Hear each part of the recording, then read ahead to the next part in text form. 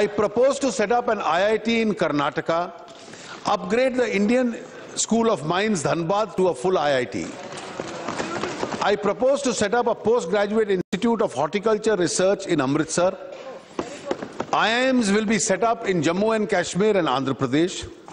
In Kerala, I propose to upgrade the existing National Institute of Speech and Hearing into a University of Disability Studies and Rehabilitation. I am also proposing 3 new national institutions of pharmaceutical education and research in Maharashtra, Rajasthan and Chhattisgarh, and institutions of science and educational research in Nagaland and Odisha. I am also proposing for Northeast to set up a center for film production, animation and gaming in Arunachal Pradesh, and an apprentice training institute for women in Haryana and Uttarakhand. In order to improve the governance of public sector banks, the government intends to announce an autonomous bank board bureau.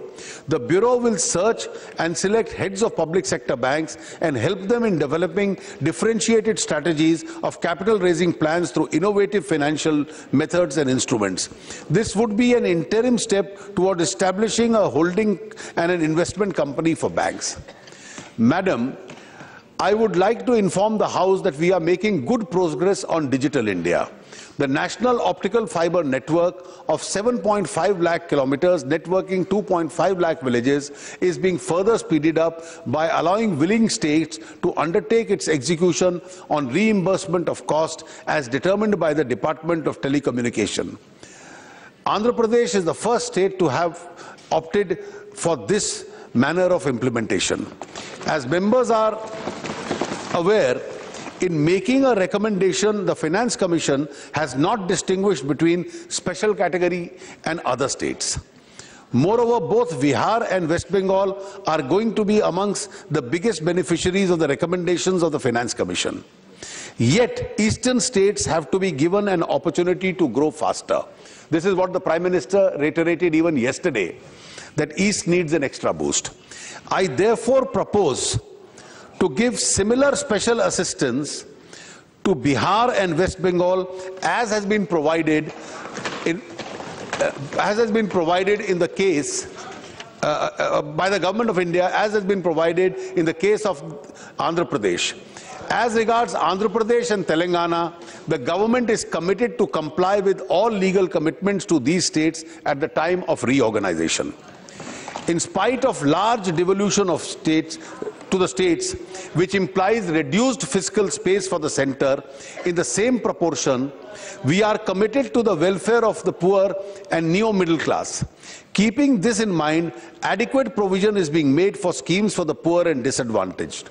Illustratively, I have allocated 68,968 crores to the educational sector, including midday meals, 33,152 to the health sector, 79,526 crores to the rural development activities, including Manrega, 22,407 for housing and urban development, 10,351 for women and child development, 4,173 for water resources and Namami Gange. The significant sums will be spent by the states on these programs will ensure that the quantum of leap in expenditure in these areas. I urge the states to utilize their enhanced resources effectively in these areas. Madam Speaker, I am delighted to report a good progress of DMIC corridor on the Ahmedabad-Dhurera investment region in Gujarat and the Sahendra Bidkin Industrial Park near Aurangabad in Maharashtra are now in a position to start work on basic infrastructure. In the current year, I have earmarked an initial sum of rupees 1,200 crores. However, the pace of expenditure picks up. I will provide additional funds. Defense of each square inch of our motherland comes before anything else. So far as we have been dependent on imports with attendant unwelcome spin-offs, our government has already permitted FDI in defense so that Indian-controlled entities also become manufacturers of defense equipment, not only for us but for export. We are thus pursuing the Make in India policy to achieve greater self-sufficiency in the area of defense equipment, including aircraft. Members of this august House would have noted that we have been both transparent and quick in making defense equipment related purchase decisions. This year, keeping our defense forces ready for any eventuality. This year, I have provided adequately for the needs of the armed forces. As against the expenditure of the current year at 2,22,370 crores, the budget allocation for 15-16 is 2,46,727 crores. While India produces some of the finest minds, including in international finance, they have very few avenues in India to fully exhibit and exploit their strength to the country's advantage. GIFT in Gujarat was envisaged as an international financial center that would actually become as good an international center as Singapore or Dubai, which incidentally are largely manned by Indians. The proposal has languished for years. I am glad to announce that the first phase of GIFT will now become a reality. Appropriate regulations will be issued in the month of March.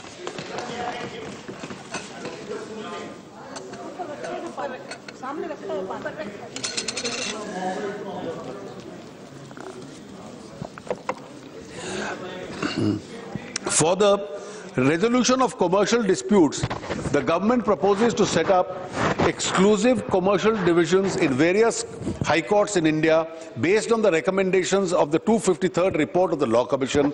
The government proposes to introduce a bill in Parliament after consulting stakeholders. Madam Speaker, the government will, during the course of this session, also place before the Parliament required bills to convert ordinances issued by the government into acts of Parliament. I will now turn to the budget estimates for the year 15-16. Non-planned expenditure estimates for the year are estimated at 13,12,200 crores. Planned expenditure is estimated at 4,65,277 crore, which will be near to the RE of 2014-15. Total expenditure has been estimated at 17,77,477 crores. The requirements of expenditure on defense, internal security, and other necessary expenditures are being provided. Gross tax receipts are estimated at 14,49,490 crores. Devolution to the states is estimated to be at 5,23,958 crores. Share of the central government will be 9,19,842 crores. Non-tax revenues for the next fiscal are estimated to be 2,21,733 crores. With the above, the fiscal deficit will be 3.9% of GDP and revenue deficit will be 2.8% of GDP. Madam Speaker, I now turn to my tax proposals. Taxation is an instrument of social economic engineering.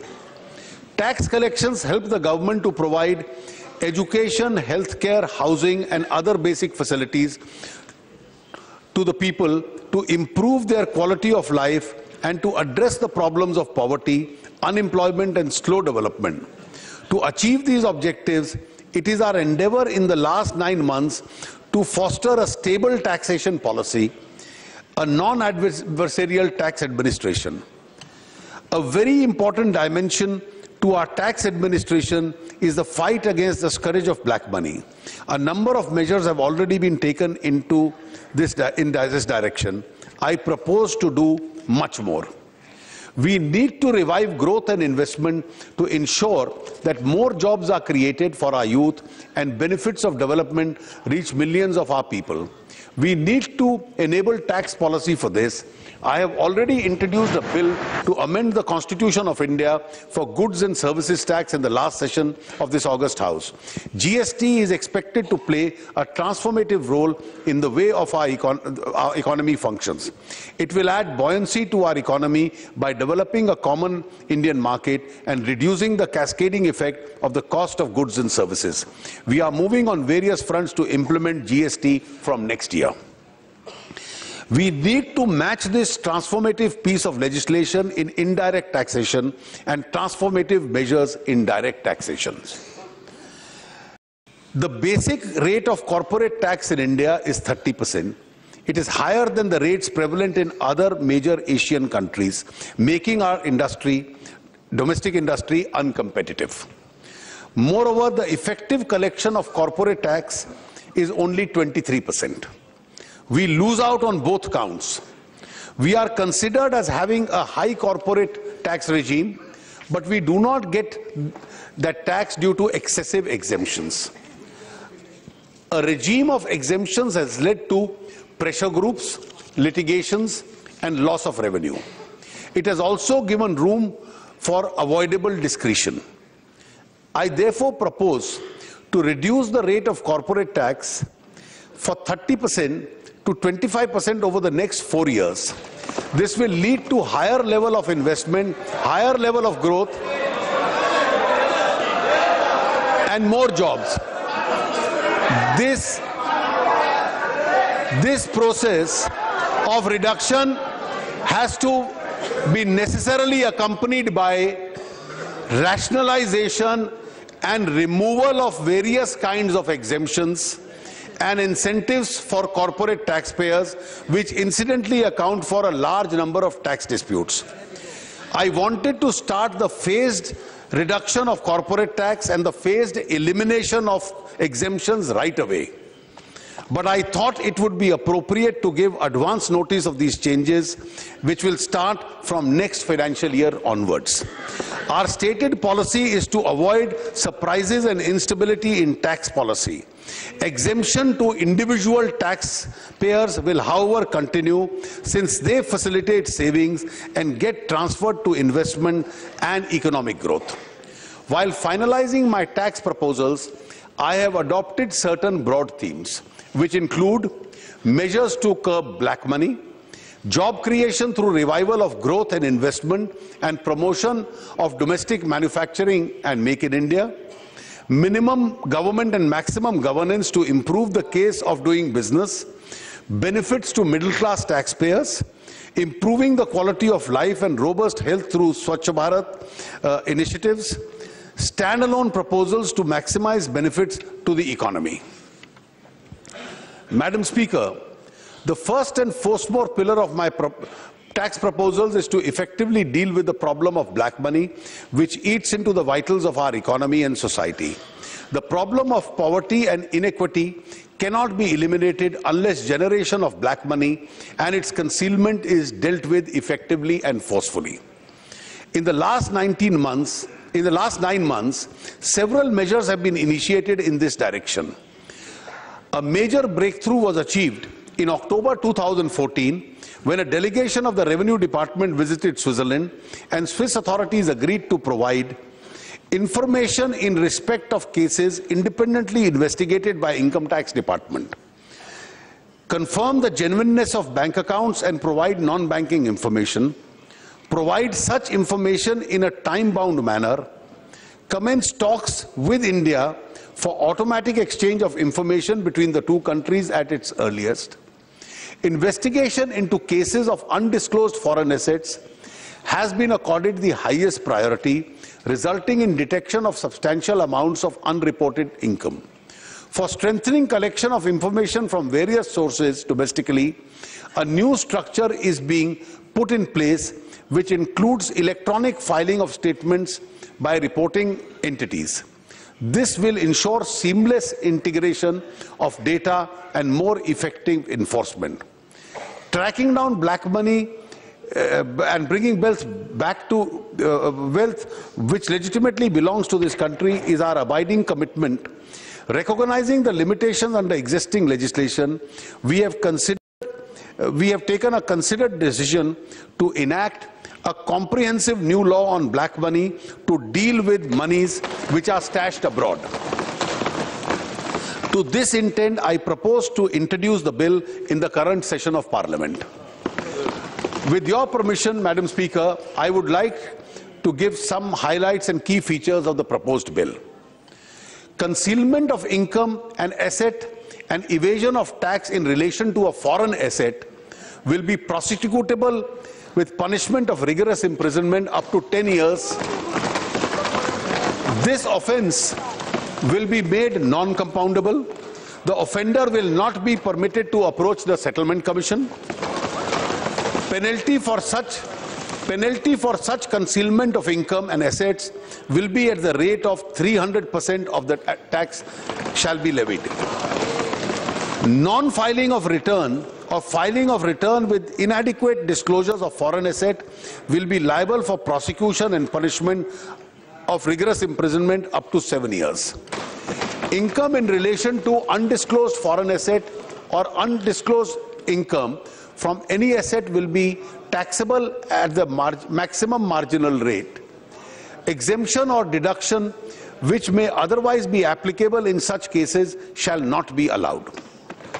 Beneficial owner or beneficiary of foreign asset will be mandatorily required to file a return even if there is no taxable income. Abettors of such offences, whether individuals, entities, banks or financial institutions, will be liable for prosecution and penalty. Date of opening of foreign account would mandatorily be required to be specified by the assessee in the return of income. The offence of concealment of income, of evasion of tax in relation to foreign asset will be made a predicate offence under the Prevention of Money Laundering Act. This provision would enable enforcement agencies to attach and confiscate unaccounted assets held abroad and launch prosecution against persons indulging in laundering of black money. The definition of proceeds of crime under PMLA is being amended to enable attachment and confiscation of equivalent asset in India where the asset located abroad cannot be forfeited. The Foreign Exchange Management Act is being amended to the effect that if any foreign exchange, foreign security or immovable property situated outside India is held in contravention of the provisions of the Act, then action can be taken for seizure and eventual confiscation of assets of equivalent value in India. These contraventions are also being made liable for levy of penalty and prosecution with a punishment of imprisonment up to 5 years.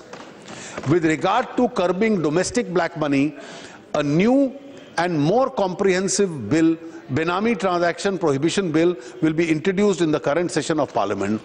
The law will enable the confiscation of Benami property and provide for prosecution, thus blocking a major avenue for generation and holding of black money in the form of Benami property, especially in real estate. A few other measures are being proposed in the budget for curbing of black money. The Finance Bill includes a proposal to amend the Income Tax Act to prohibit acceptance of an amount of advance of rupees 20,000 or more in cash for purchase of immovable property. Quoting of the PAN number is being made mandatory for purchase of any sale exceeding a value of rupees 1 lakh. The third parties reporting entities would be required to furnish information about foreign currency sales, cross-border transactions. Provisions are also being made to tackle splitting of reportable transactions. To improve enforcement, CBDT and CBEC will leverage technology and have access to information in each other's database. Madam Speaker, the second pillar of my taxation proposal this year is job creation through revival of growth and investment and promotion of domestic manufacturing and Make in India. I propose to undertake a series of steps in this direction to attract capital both domestic and foreign. Tax pass-through is proposed to be allowed in Category 1 and Category 2. Alternative investment funds so that tax can be levied on the investors in these funds and not on the fund per se. This will step up the ability of these funds to mobilize higher resources and make higher investments in small and medium enterprises, infrastructure and social projects, and provide the much required private equity to the new venture of startups. A step was taken in the last budget to encourage the real estate investment trust and the infrastructure investment trust by providing partial pass-through to them. These collective investment vehicles have an important role to revive construction activity. A large quantum of funds are unlocked in various completed projects which need to be released to facilities new infrastructure projects to take off. I therefore propose to rationalize the capital gains regime for the sponsors existing at the time of listing of the units of REITs and InvITs subject to the payment of security transaction tax. The rental income from REITs from their own assets will have a pass-through facility. The present taxation structure has an inbuilt incentive for fund managers to operate from offshore locations. To encourage such offshore fund managers to relocate back to India, I propose to modify the permanent establishment norms to the effect that mere presence of a fund manager in India would not constitute a permanent establishment of the offshore fund, resulting in adverse tax consequences. Implementation of general anti-avoidance rule has been a matter of public debate. The investment sentiment in the country has now positive and needs to accelerate this momentum. There are also certain contentious